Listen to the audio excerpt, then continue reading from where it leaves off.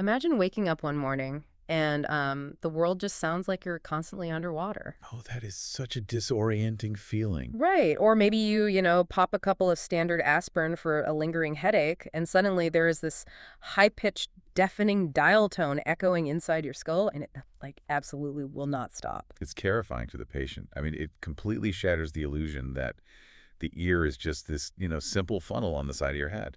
Welcome to this custom-tailored deep dive into clinical ear assessment. We have gathered a pretty dense stack of clinical notes today, and our mission is to distill all of this into a memorable, highly practical guide for you. Yeah, exactly.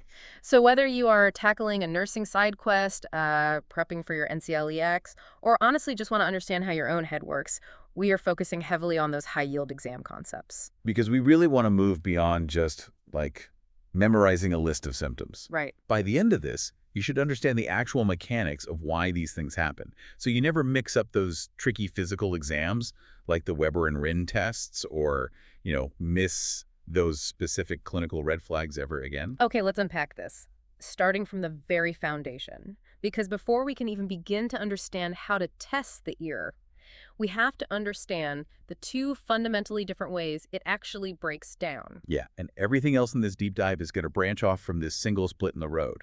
Yeah. We're talking about the difference between conductive hearing loss and sensorineural hearing loss. Okay, let's take that first path. Conductive hearing loss is, it's all about the transmission of sound waves through the external and middle ear. Right, the physical pathway. Exactly. So think of this as a physical mechanical blockage or damage somewhere between the outside world and the inner ear. The sound waves literally cannot conduct properly.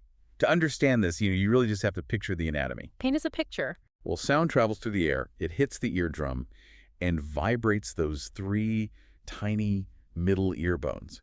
If something physical stops that vibration, you have conductive loss. Like what kind of things? We're talking about impacted earwax, otitis externa, which is an infection of the outer ear, canal otitis media in the middle ear, a foreign object, a perforated eardrum, or even just fluid drainage sitting there, kind of dampening the vibration. I always like to think of this as a supply chain issue. Like conductive hearing loss is basically a delivery problem. I like that. Yeah, it's like a giant tree fell on the road and the mail truck simply cannot get through to your house. That is a perfect visualization for the physical block. But then we have the second path, which is sensorineural hearing loss. You might also see it called perceptive hearing loss on some exams. Right. In this case, the mechanical delivery pathway is perfectly clear, but the inner mechanisms are failing. So sticking with the mail analogy, the truck navigated the roads perfectly and the mail arrived. But in the past, I used to think of this as like the mailbox being totally smashed to pieces. Which is, maybe a bit too dramatic for what is usually happening. Right? Yeah, exactly. I realize a better way to picture sensorineural loss is that it's less like a smashed mailbox and more like the ink on the letters is slowly fading over time. Oh, wow. Yeah. The mail gets delivered perfectly fine, but the brain just cannot read the finer details anymore. That fading ink is a much more accurate representation of the pathology because sensorineural loss involves dysfunction of the inner ear structures. Often it's the organ of Corti. The organ of Corti? Right, just for a quick refresher, that's the spiral-shaped receptor organ inside the inner ear filled with these tiny hair cells. It is basically the ear's biological microphone. Okay. If those hair cells die, or if there's damage to cranial nerve 8, the vestibulocochlear nerve, or even the temporal lobe of the brain itself, the sound signal simply cannot be processed. If we connect this to the bigger picture, this distinction between a delivery problem and a receiving problem is absolutely vital. It is the cornerstone of clinical ear assessment because it dictates the entire patient presentation, and it completely changes how they will respond to those tuning fork tests we're going to cover in a bit. Yeah, it is basically the difference between fixing a blocked pipe versus trying to repair a broken chemical sensor. Totally. So now that we understand those two main pathways, let's look at how the simple, inevitable act of getting older attacks both of these systems, but in entirely different ways. Aging is fascinating here because it is kind of a multi-front assault on the anatomy.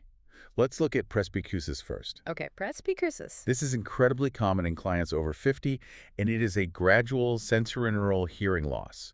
It's caused by the literal degeneration of the cochlea or the vestibulocochlear nerve over time. So this is the ink fading on the letters. Exactly. And there is a very specific clinical pattern to how it fades, right? It typically starts with a loss of high-frequency sounds first. Yes, and this comes down to the actual physical layout of the inner ear. The hair cells that detect high-frequency sounds are located right at the base of the cochlea, near the entrance. Okay, so they're on the front line. Exactly. They get hit by every single sound wave that enters, so they simply wear out from mechanical stress faster than the low-frequency cells that are tucked much deeper inside. Oh, that makes so much sense. The real-world impact for the patient, then, is that high-frequency sounds, like a woman's or a child's voice, become much harder to hear than a deeper, low-frequency man's voice. Right. And they also really struggle to hear the sharp consonants in speech or, like, whispered words because those heavily rely on high-frequency sound waves. Exactly. Now, contrast that slow nerve decay with otosclerosis. This is a totally different mechanism. Right, because this one is a conductive problem. Yes.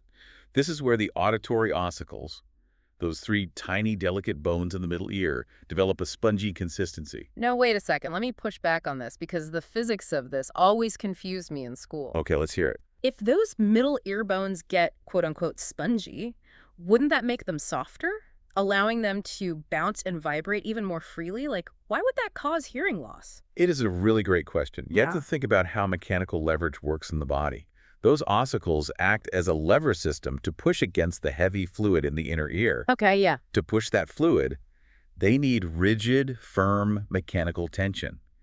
If they become spongy, they lose that rigidity. They act exactly like a literal sponge absorbing water, except they absorb the acoustic energy instead of passing it along. Oh, wow. Yeah, the sound waves just get swallowed up in the spongy bone, completely disrupting that delivery system. Ah, I see. Without a rigid lever, you can't generate the force to move the fluid. That clarifies it entirely. It's all about physics. And aging doesn't just degrade the nerves and the bones, it also messes with the earwax. Oh, it certainly does. The ear canal is lined with cilia tiny hairs that help sweep debris out. As we age, those cilia become more rigid and just less effective. Which means the self-cleaning oven kind of stops working. Right. This causes cerumen, or earwax, to accumulate and become harder and drier. You might also notice coarse, thick, wire-like hair growing right at the entrance of the ear canal in older patients. Which, to be clear, is a totally normal physiological change. Completely normal. It is only considered abnormal or a clinical concern if that wax or hair physically builds up enough to create a wall. Like an actual barricade. Yeah, acting as a direct conductive block to sound. Okay, so aging is this slow, insidious theft of hearing. But let's shift gears a bit. Sometimes ear problems present as acute, screaming red flags. Let's pivot from the chronic changes to the immediate warning signs you absolutely need to spot in a clinical setting. Yes. The first major red flag is drainage coming from the ear, clinically known as otorrhea. Otorrhea, got it. Any purulent or bloody drainage is bad news. But there's a very specific scenario you need to burn into your memory for clinical practice and exam. Oh, I know this one. This is a classic presentation. If a patient comes in with purulent drainage plus severe ear pain, plus they report a specific popping sensation, ding, ding, ding. Right. That triad points directly to an infection with a perforated tympanic membrane. Exactly. That pop they felt was the pressure building up until the eardrum literally ruptured. And once it ruptures, it's crazy. The pain often suddenly decreases because the pressure is finally gone. And that's followed immediately by the drainage. Wow. Okay, what's next? Next on the red flag list is swimmer's ear, or otitis externa. The presentation here is usually itchiness inside the ear, redness, swelling, and sometimes pus. But the key differentiator here, the way you tell this apart from otitis media, which is a deeper middle ear infection, is movement. Right. If you manipulate the pinna, which is the outer flap of the ear, or push on the tragus, and the patient winces in pain, you are likely looking at otitis externa. Because you were pulling directly on an infected outer canal. Ouch. Yeah, it hurts. Then we have physical trauma. We have to mention this because patients do it to themselves all the time. Oh, yeah, the things people put in their ears. Yeah, inserting bobby pins, fingernails, or keys into the ear canal to scratch an itch or dig out wax. It causes real physical damage to the tissue. And if they leave moisture in there from swimming or showering? Oh, that damaged tissue becomes an open invitation for a fungal ear infection. Speaking of things patients inadvertently do to themselves, let's talk about ringing in the ears, or tinnitus. The list of causes is huge, right? Excessive earwax, high blood pressure, head injuries, or a condition called Meniere's disease. Yeah, Meniere's disease is a chronic inner ear disorder where fluid abnormally builds up. It causes immense pressure, ringing, and hearing loss. But the cause you really need to underline in your notes is ototoxic drugs. Medications that literally poison the ear. Yeah. The list of medications that can cause ringing in the ears is shockingly extensive. It really is. It includes heavy-duty antibiotics like streptomycin, gentamicin, kanamycin, and neomycin. But it also includes ethacrenic acid, furosemide, indomethacin, and regular old aspirin. Wait, let me stop you there. Furosemide. That is a very common loop diuretic used to make patients excrete excess fluid. Why on earth would making someone pee make their ears ring? This raises an important question, and it all comes down to the hidden chemistry of the inner ear. Okay. The inner ear relies on a very specific, delicate balance of fluid and ions, specifically sodium and potassium, to translate sound waves into electrical nerve impulses. All right, I'm following. Furosemide doesn't just pull fluid from the blood, it actually alters the ionic balance of the fluid inside the inner ear itself. No way. Yeah. When that chemical gradient is thrown off, the hair cells basically misfire, creating that phantom ringing sound. That is wild. And what about plain old aspirin? Aspirin, especially in high doses, can disrupt the blood flow and alter the electrical signals sent from the cochlea to the brain. Is it permanent? Usually it is reversible once you stop the medication, but it just shows how vulnerable this system is. If a patient is on a diuretic, an NSAID, or heavy antibiotics, and suddenly reports a ringing in their ears, you have to flag that immediately as an ototoxic reaction. Wow, okay. Now let's look at another major symptom that stems from inner ear chaos. Vertigo. True spinning motion. This always points to an inner ear or vestibular problem, but there's a distinction here that is incredibly easy to mix up. Subjective vertigo versus objective vertigo. Right. They sound similar, but they describe entirely different sensory nightmares for the patient. So true. Yeah. Subjective vertigo is when the clients feel that they themselves are spinning around in space, even though they are standing completely still. And objective. Objective vertigo is when they feel still, but the room is violently spinning around them. Here's where it gets really interesting, because there is such a simple, foolproof trick for keeping this straight in a clinical setting. Oh, I love a good mnemonic. Let's hear it. Subjective equals the subject is spinning. Objective equals the objects in the room are spinning. Oh, that is the perfect clinical mantra. Subjective, subject, objective, objects. It clarifies the assessment immediately. Wow. Okay, so we know what these dysfunctions look like on paper.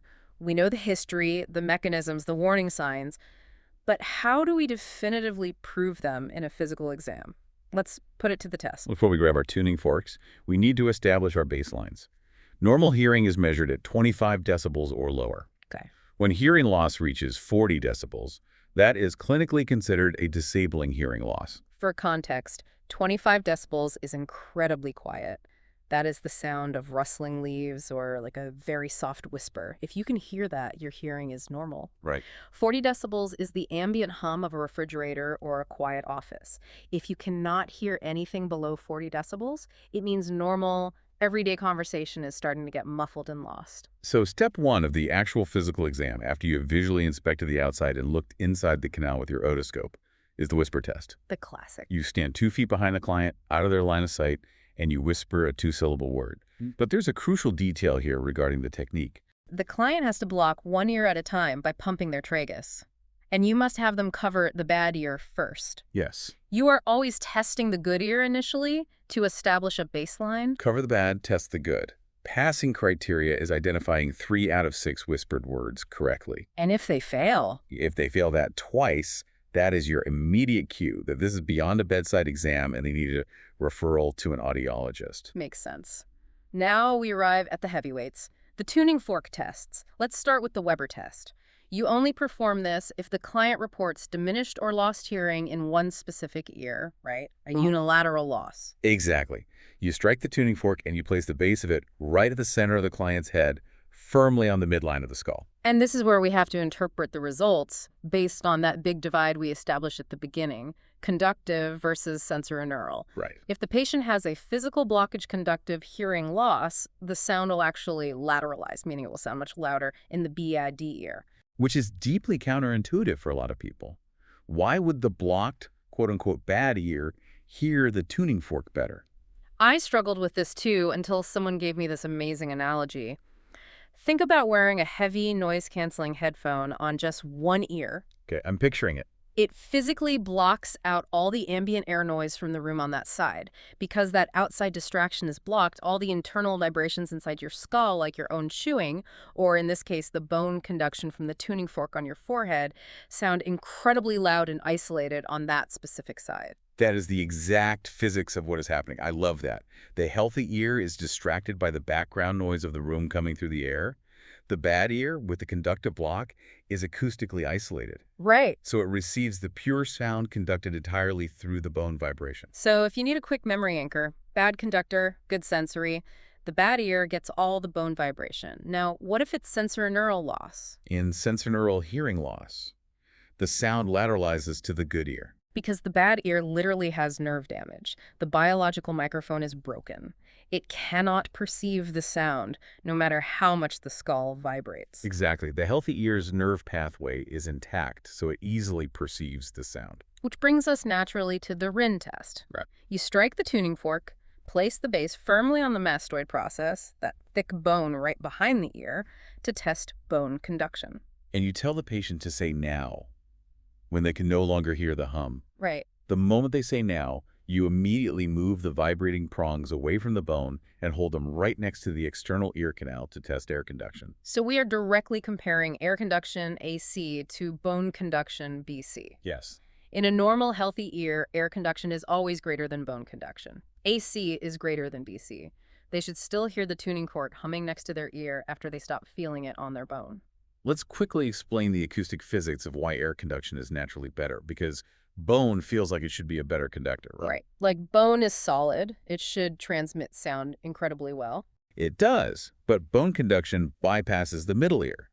And the middle ear isn't just a hallway, it is a biological amplifier. Oh, okay. The eardrum is relatively large, and the ossicles act as levers that concentrate all that large acoustic force onto a tiny window leading to the inner ear. It amplifies the sound waves to overcome the heavy fluid resistance inside the cochlea. That's amazing. When you listen through the air, you get the benefit of that massive mechanical amplifier. When you listen through the bone, you skip the amplifier completely. Therefore, air conduction should always sound louder and last longer. That is brilliant. Air gets amplified, bone gets bypassed. So in a normal ear, AC is greater than BC. But in conductive hearing loss, that relationship flips. Bone conduction becomes greater than or equal to air conduction. Because the air pathway is physically blocked. Yeah. Fluid, otitis media, a perforated eardrum, impacted wax. The air delivery is broken, the amplifier is jammed, so the bone conduction wins by default. What's fascinating here is what happens with sensorineural hearing loss. Remember, this is nerve damage. In sensorineural loss, air conduction is still greater than bone conduction. AC is greater than BC. And this is the ultimate trap for the practitioner on exams and in real life. The relationship is the exact same as a normal ear. Right, because the mechanical amplifier in the middle ear is still working perfectly. The nerves are damaged, so the overall volume is turned way down for both air and bone. Yeah. But because the amplifier still works, air conduction still beats bone conduction. This is exactly why the Weber and Rinne tests must always be paired together. The Rinne test alone cannot distinguish normal hearing from sensorineural loss. You need both puzzle pieces. Exactly. The Weber test tells you if there's a sensorineural deficit by lateralizing to the good ear, and the Rinne test confirms the intact mechanical pathways. Okay, we've spent a lot of time on hearing, but the inner ear has a second equally important day job. It is not just about sound, it is about balance. Yes, let's look at the final piece of the assessment. We are talking about the Rombergtest, which specifically checks equilibrium and the vestibular system. The setup is pretty simple. You ask the client to stand with their feet together, their arms at their sides, and their eyes open. Once they're steady, you have them close their eyes. A normal finding is that the client maintains this standing position for a full 20 seconds with very minimal swaying. But an abnormal finding is super obvious. The moment they close their eyes, the client has to suddenly move their feet apart to prevent themselves from falling over, or they actually start to fall. Wow. Yeah, if they fail the Rombergtest, it indicates a profound vestibular disorder. Our sense of balance relies on three things: vision, proprioception from our muscles, and the vestibular fluid in our ears. Okay. When you have the patient close their eyes, you remove vision. If their vestibular system is also failing, their brain basically has no idea where their body is in space, and they fall. So, what does this all mean? It brings the entire anatomy full circle for us.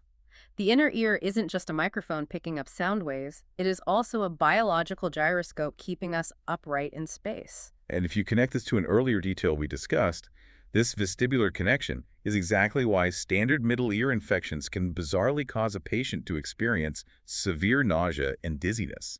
Oh, because they're right next to each other. Yeah, the inflammation and fluid buildup push against that delicate gyroscope, making the brain think the body is constantly moving. It is all brilliantly connected. Okay, let's pull back and briefly recap the big picture for you before we go.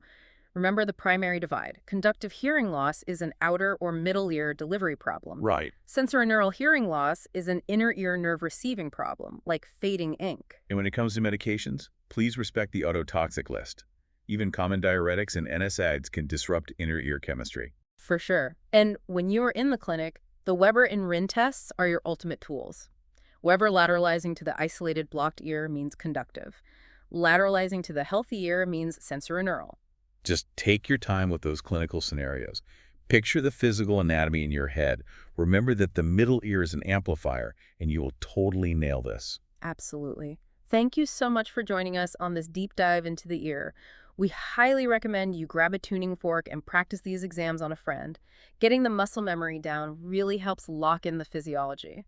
Before we wrap up, I do want to leave you with one final thought to ponder based on everything we have explored today. Let's hear it. We learned that bone conduction skips the middle ear entirely, acting as an alternate pathway to augment hearing. Yeah. If bone conduction can literally bypass a damaged external man-middle ear to deliver sound waves straight into the inner ear fluid, could we theoretically invent entirely new invisible ways of hearing that don't rely on our ear canals or eardrums at all? Oh, that is wild. Something fascinating to think about. Uh-huh. Until next time.